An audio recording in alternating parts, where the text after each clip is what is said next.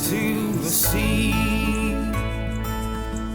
mountains into the sea. Welcome to the Our State Book Club podcast. I'm your host, Wiley Cash.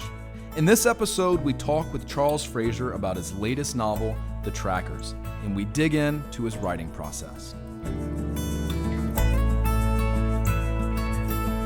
Mountains in the sea. Thank you for joining us again, Charles. Glad to be here. Now, I've loved all of your novels, but your debut, Cold Mountain, is what put you on the map. And that came out in 1997, and it was the definition of a literary juggernaut. But it wasn't necessarily an overnight success. Nothing ever is for authors. Not in its writing, and not even really after its publication.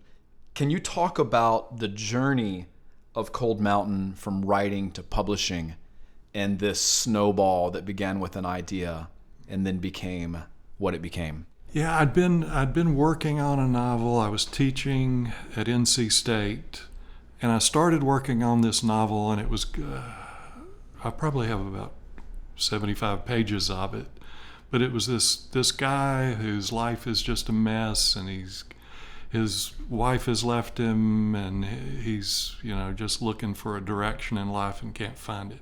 And then my father told me the story of this ancestor deserting and walking home from the Civil War. And I remember driving from Western North Carolina back to Raleigh after he had told me that story, and thinking, I know how to write that.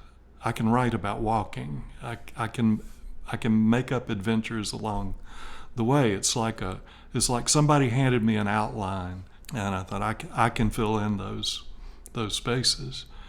So I started working on it. It was slow, as you know. A teaching schedule and a writing schedule don't always coordinate well. I'd have stretches of time, like some time in the summer, and we'd get a lot done, and then it'd be months where I barely got anything done. And I knew Kay Gibbons pretty well at the time. Our daughters were in school together, and she said, "You're being the primary carpool parent. You're teaching, and you're trying to write a novel. You can do two of those. So you need to decide which two, and you can't decide not to be a parent." So you were like, "Annie, you got to ride your bike to school." Yeah, you're gonna have to. You got to learn how to drive, Annie. Yeah. I'm 6, Dad. Get over it. Yeah. Trying to write this book. Yeah. So Catherine and I decided maybe she had something there, and decided, let's take I can't remember what we said at the start of it. Let's take a year, and it was a lot more than a year. But I just I worked on that book, and I think from the first piece I wrote that became that book till it was ready to start sending out to publishers was, I don't know what, 7 years, maybe more than that. And then once it gets out, Grove publishes it, and it comes out, and you probably popped a champagne the night it came out. Maybe, I imagine you had an event at the bookstore in Raleigh, Quail Ridge, with the late great Nancy Olson. Yeah. And then what happens?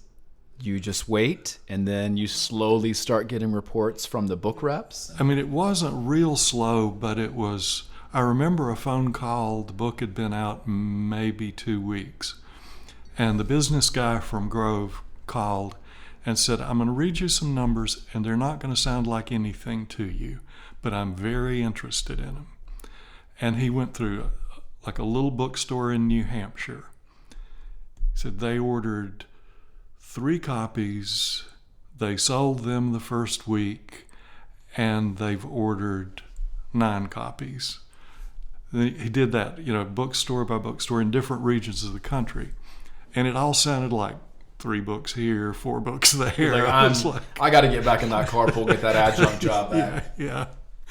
And he said, I'm just something's interesting. I want to follow this. And so the book was already at the edges of the bestseller lists within about 5 weeks, I think. I mean, back then, books had a little time to build. These days, it's kind of like you got to pop out there and, it needs to happen quickly. If you don't hit the list the first week now, the chances of you hitting it are very small. Yeah. There was so much more patience and word of mouth and all that. And then the movie rights sold, and that was a big boost. But it was already on the bestseller list before that. So I want to talk about the trackers, and one thing in particular about the novel, and just to give a quick summary. If listeners want to read my full review of the novel, they can check out the April edition of Our State Magazine. But this is a novel about a young man who's an artist. He's from the Tidewater area of Virginia, goes out to Wyoming to paint a mural during the WPA, the Works Progress Administration. He gets a government job to paint a mural in a small town. And he meets kind of this mysterious rancher with an even more mysterious wife. And the wife absconds with a painting, and maybe both of their hearts. Well, that's yet to be determined. I remember telling your wife, Catherine, I said, this novel is sexy. And she said, no one has ever said that about a Charles Frazier novel. And I said, well, I'm saying it about this one. But there's a scene where our protagonist, Val, has to go down to Florida. He is looking for Eve. And he spends a very treacherous, tension-filled night in a cabin out in the swamps. And it was, writer to writer, one of the best scenes I can remember reading in terms of setting and maintaining tension. And there were scenes like this in Verena as well, certainly scenes like this in Cold Mountain. But when you're looking for tension in a scene, and this is a writerly question for the writers out there, how do you go about establishing and keeping that tension alive? I think some of it is working on the pace of doling out of information. I remember in that one, just fine-tuning over and over. When does this other character come into the scene? Fine-tuning the personality of the woman living in that house. Just getting the pacing right, or at least when it started feeling right to me. What are the threats? Where are the opportunities for some comedy in the middle of this very threatening situation? It's getting those decisions that really don't come quickly for me. It's just working on the scene over and over and over and over again. I love what you said, because there are, in my memory, 3 characters who are in that scene with Val and a dog. And even the dog is kind of threatening. And the setting, it's a dark swamp in the middle of the night. He's kind of been abandoned there. And all of that is threatening. But I was really interested just now to hear you say, where are the spots for comedy? And I think that's something people don't realize when you put your foot on the gas, barreling toward one thing, just fear, then there's not a lot of space for anything else. And we don't move the register for the reader. If we can move the register for them and give them a break from that fear and think it's over and then reintroduce it, it just reestablishes what they were feeling, I think, in really interesting ways. Yeah, I love that kind of the way that some little oddity or bit of humor or just a little touch. I mean, this was sort of an easy one, but the boy, the young man, and the dog are both named Timmy. I forgot about that. Just when I was writing it, and I thought that'll be fun. Yeah, Timmy the dog, Timmy the boy. That'll work. And one of the great things about that scene is Val is a fish out of water. Yeah. And when I'm teaching writing, I always ask students, well, what's your story starter? Is it a trip, a journey, stranger comes to town, a fish out of water? Once you can have the frame, you kind of know what the dynamics are. And what I love about that scene is that Val is always a step behind the conversation. Yeah. These people have this very simmering, tension-filled, menacing conversation, and he's always listening to the last line they said, and he's like, wait, are they going to kill me or are they being funny? You know, and it's just this wonderful, wonderful experience reading that. Yeah, I enjoyed that part of that of Val. He's always just a beat off. Yeah, yeah. So one question I want to ask you, given your literary background, given how much I know you like to read, are there authors or books that you find yourself returning to for a literary charge? Like, I know we're both fans of Thomas Wolfe, so you can't say that, but I'm going to say it. So, you know, I don't write like Thomas Wolfe. I don't think he's influenced my aesthetic. But if I crack open Look Homeward Angel in a moment when I'm at my desk and I'm feeling stuck, something is going to happen. There are poets whose work I can read. Something's going to happen. It's going to steer me back. Like Ernest Gaines is kind of my literary North Star. When I read Ernest Gaines, I can problem solve a scene. Just things like that. Are there writers or books that you find yourself returning to or reaching for more than others? Yeah. Well, Raymond Chandler's one for all kinds of reasons. I reread a Raymond Chandler book about every other year. If my language feels kind of dead to me, if I'm having trouble in that direction, one thing that I would pull off the shelf would be W.S. Merwin. Mm-hmm. Read one of his, especially those first 4 or 5 books of poetry of his. I love to go back and reread, like Charles Portis. Oh, sure, yeah. Charles Portis and Walker Percy. Sometimes, I don't know how many times I've read Kate Chopin's The Awakening. Oh, that's such a perfect There's something novel. about that book that, it just feels absolutely everything right. Yeah, yeah. And I also reread it because I aspire to write a novel that short. Yes. And I reread it thinking, maybe I'll find the trick to this here. That is one of those novels. I think Gatsby, The Great Gatsby, those are those novels that they seem to have achieved exactly what the author intended for them to achieve. I feel the same way about a book that Gene Toomer wrote called Cain. I remember that. Yeah, I just love that book so much. We're going to take a quick break, but we'll be back in a moment with Charles Frazier.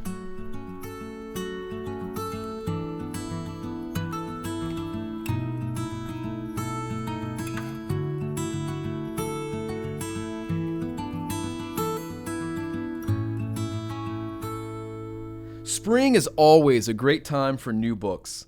And one book I'm really excited about is The After, A Veteran's Notes on Coming Home by Michael Ramos.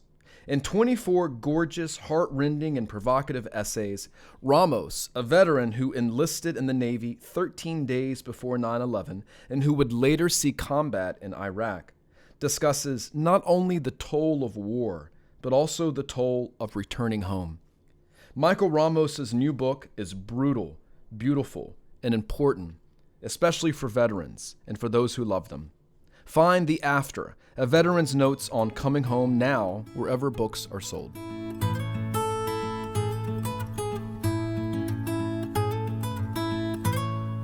This podcast is produced by Our State Magazine, celebrating North Carolina travel, food, history, and culture since 1933. Check out ourstate.com, where you can explore exclusive content like digital stories, YouTube videos, newsletters, and more. To have each month's issue delivered to your mailbox, visit ourstate.com/subscribe and enter promo code BOOKCLUB, one word, BOOKCLUB. That's BOOKCLUB for $5 off any regular or gift subscription.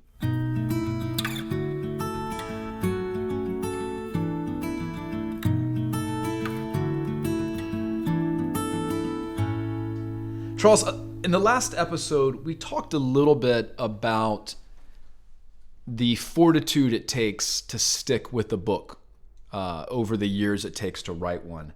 How do you know when you've got the tail of something that's going to take you on that kind of trip? You know, that kind of experience. How do you know when you're ready to really settle in at the desk and put that seatbelt on and say, when this book's done, I'm going to be 5 years older? How do you know you've got a story worth sticking with? Well, I don't, but I'll have thought of 10 other things that after a month, I'm like, no, I don't want to, don't like these people that much. The situation's not engaging me. Once I get to one that I think I could stick with, then at some point you just have to, and this is hard sometimes, having the faith to just push on through the work and the faith that I can make this right even if it's not right now. It develops a sort of a weight to it, that there's a solution to this problem that is about to make me walk away from this. There's a solution to it somewhere if I stick with it. Just having the faith that you can find that. Do you think about, let's say with the trackers, when you were finishing the trackers, were you thinking about the next project, or do you not even know what the next project is until you're completely done? I've heard Jill McCorkle say that she knows it's time to let go of a novel when the other idea begins to kind of shimmer in the distance, and she's ready to reach for it. How does that work for you? That's been my experience, but how does that work for you? I mean, sometimes I have as I get toward the end of a book, I'll have something that I think, this could be the next one, but it usually hadn't worked out that's the case. Getting to the end of 13 Moons, I did not have a glimmer of Nightwoods in my head. That one just came as a picture. Yeah, like a lot of my stuff has, is seeing a picture and trying to figure out what the picture's about. So no, I don't think I've ever had the next book in mind. That's so interesting. I've heard Ron Rash, who will be hosting on the podcast here and several episodes from now. I've heard him talk about how all of his work, poem, short story, novel, begins with an image.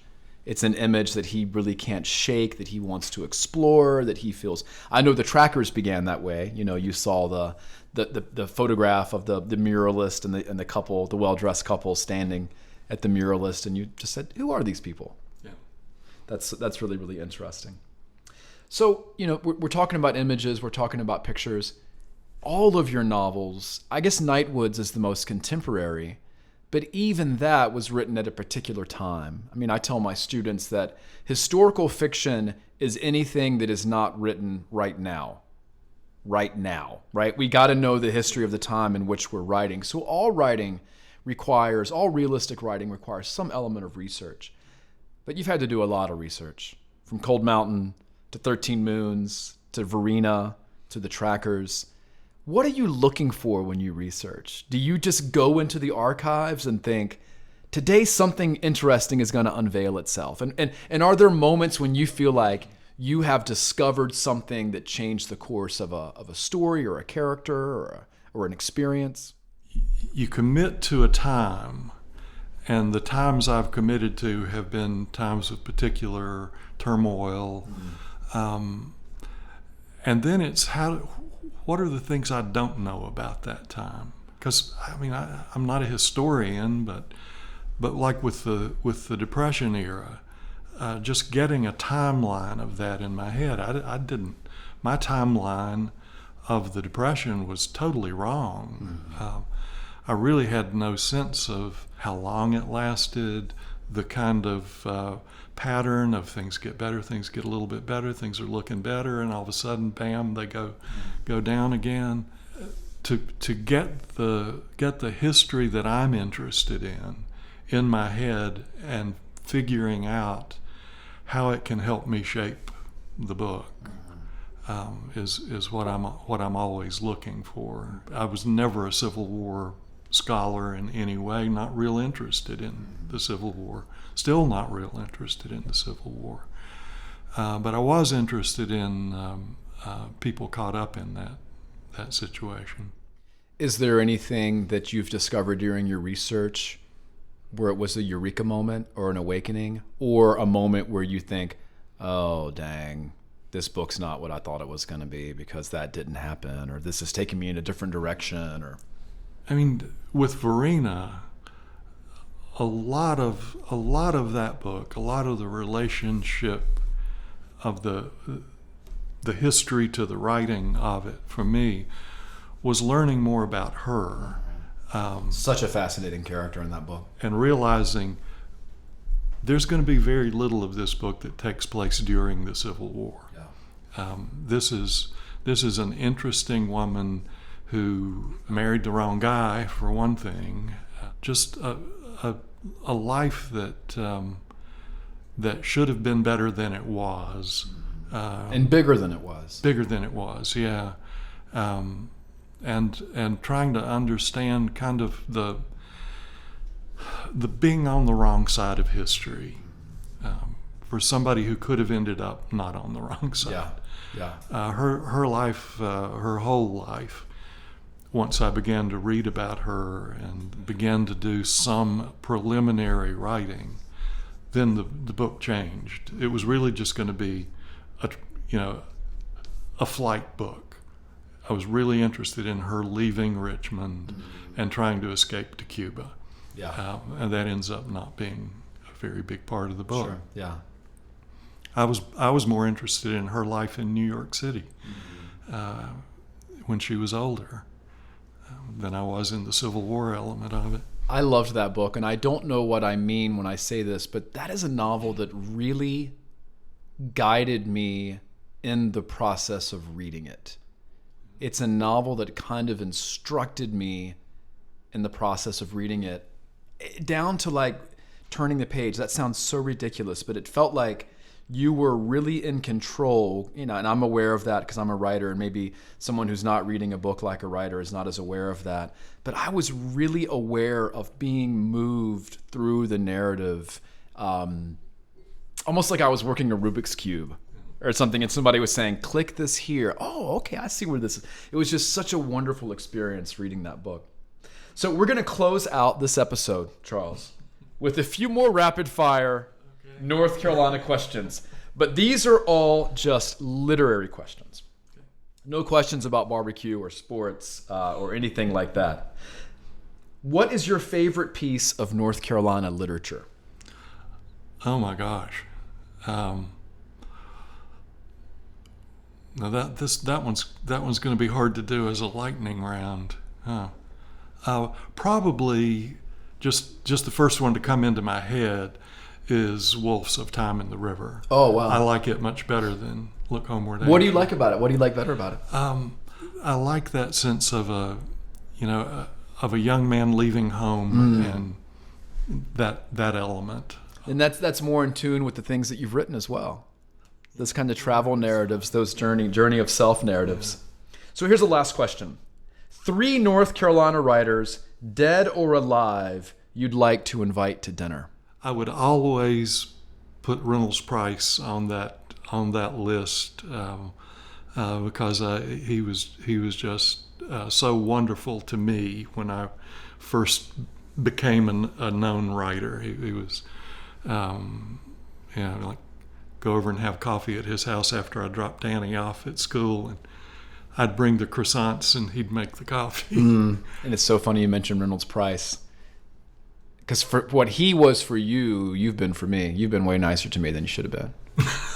From the very beginning. That was mistake number 1. Now here you are in the lightning round. If you'd only known when we first met way back in. So. Well, Wilma, I would love to have dinner with her. Yeah, so Wilma Dykeman, she had so much energy. I ran into her one time at somebody's reading over at UNCA, and she was, I think she was driving a Mustang, maybe a Mustang convertible or something, and she was going to a meeting down in central North Carolina, was going to drive down and drive back in a day. Oh, I love that. That kind of thing. She was just always so full of energy and lively conversation. She would definitely be on the list of dinner partners. I imagine she and Reynolds Price would have some great Oh, I bet. conversations. Yeah. I'm sure they knew Yeah. each other. Yeah. And then one more. And one more. Well, it's been forever since I've seen some of the triangle writers that I used to see more of. I always want to see Alan Gurganus, so he would be on the list. What a charming meal that would be. I imagine there'd be some laughs and some stories. Yeah. But it would also be, if Wilma was there with her hat on, also a very proper experience. So I imagine there wouldn't be too much intoxication and too much bad language. Maybe just enough. Yeah. Well, this has been a wonderful experience being with you, Charles. Thank you so much for giving me so much time. Thank you. This podcast has been recorded and produced by Hunter Brady for Our State Magazine. Our music was recorded and produced by Beta Radio out of Wilmington, North Carolina. I'm your host, Wiley Cash. Join us next time on our next episode of the Our State Book Club podcast. What might it be like underneath the sunrise in a state of flight? Coming back on me, it seems wonderful, the wandering mountain birds on a beach. Never moments ever wasted, turning away from your love. Honeybees, gardens of sweeter fruit, never tasted, no turning to other things. Will you be, will you see? Sweeter fruit, never tasted, don't turn your back on me. Mountains pushing into the sea.